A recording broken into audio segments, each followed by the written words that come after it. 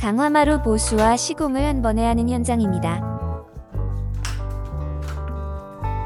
거실과 안방 베란다 확장 공사를 하면서 안방에 있던 강화마루를 포함하여 거실 확장하는 부분까지 채워 넣어야 합니다.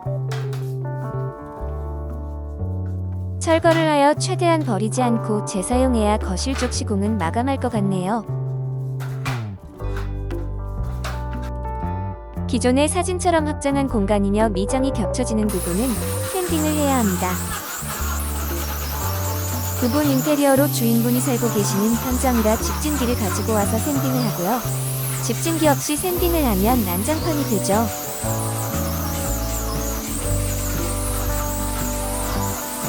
기존 사용할 수 있는 강화마루는 골라놓았고요. 그 중에서도 상태가 좋지 않은 건 빼야 합니다.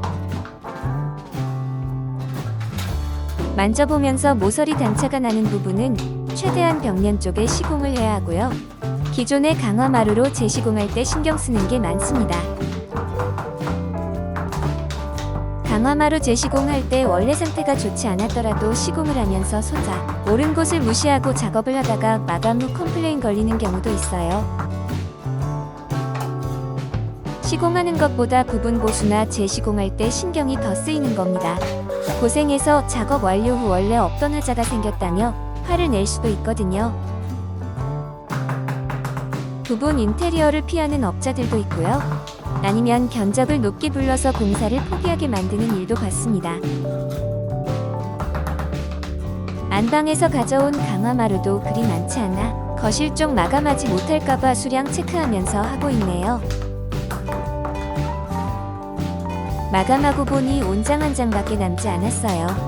정말 쫄깃했네요. 부족하게 되면 어디서 마루를 빼내야 하는데 곤란한 일이 생길 수 있거든요.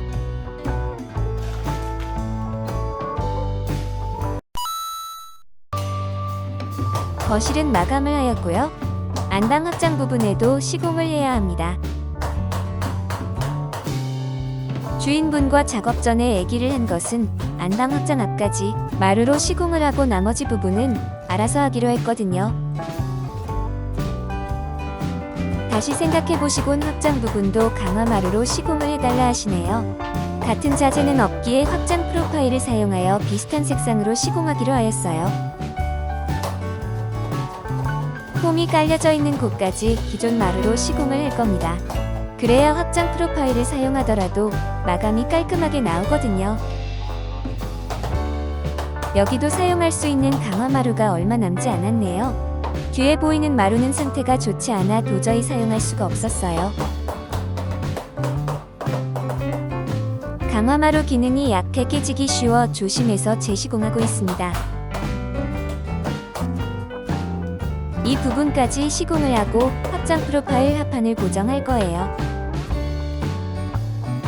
합판 고정할 땐 못이 아닌 실리콘으로 고정을 해야 합니다.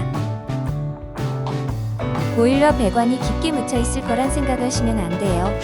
제가 배관 2번이나 못으로 찍어봤거든요. 기존 마루와 같은 마루는 없었지만 색상은 최대한 비슷하게 맞춰서 가지고 왔고요. 이건 역시 주인분이 선택해 주신 겁니다.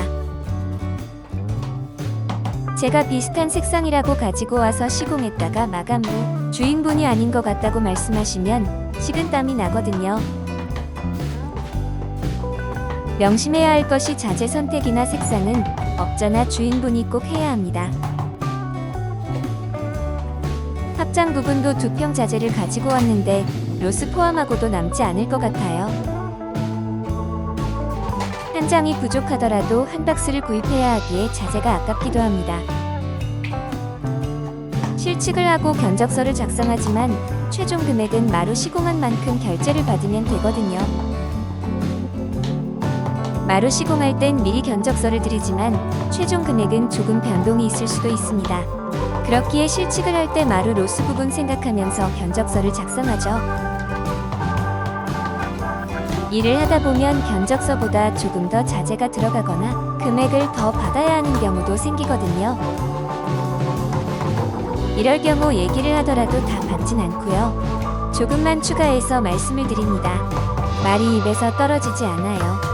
이런 부분은 일을 잘하지 못하는 거겠죠. 예전에 누가 그러더라고요. 돈 잘 받는 사람이 일 잘하는 거다. 이제 강화마루 마감할 시간이네요. 안방 시공 때문에 하루 일이 더 늘어났지만 스케줄 차질 없이 잘 처리되었습니다. 걸레바지는 주인분이 한다고 하여 여기서 마감합니다. 마루 위의 휴식, 승진 하우징이었습니다.